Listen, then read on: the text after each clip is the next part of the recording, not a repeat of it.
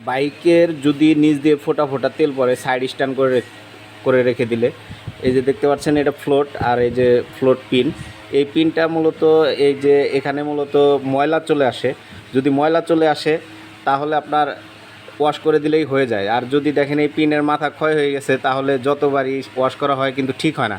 আপনার এই float pin change করে দিবেন, তাহলে ঠিক হয়ে যাবে। তারপরে অনেক ভাই কমেন্ট করছেন যে ভাই ফ্লোট পিন চেঞ্জ করার পরেও ঠিক হচ্ছে না। যে ফ্লোট পিন চেঞ্জ করার পরেও যদি ঠিক না হয়, আপনারা এই যে জিরো শীষ কাগজ নেবেন। জিরো শীষ কাগজ নিয়ে, এই যে এটা হচ্ছে জিরো শীষ কাগজ, জিরো শীষ কাগজ আপনার হার্ডওয়্যারের দোকানে পাবেন। এটা সুন্দরভাবে করে আপনার এই যে এটার ভিতরে ভালোভাবে আপনার একটু ঘষা দিয়ে দিবেন। ঘষা দিয়ে দিলে আপনার এখানে যদি ময়লা জমে থাকে একটু ক্লিয়ার হয়ে যাবে। তারপরে আপনার যদি অরিজিনাল ফ্লোট পিন লাগান, এই অরিজিনাল ফ্লোট পিন লাগাইলে তাহলে কিন্তু আপনার হচ্ছে এটা আর ওভারফ্লো হবে না। সাইড স্ট্যান্ড করে রেখে দিলে কিন্তু ফোঁটা ফোঁটা আর তেল পড়বে না। আশা করি সবাই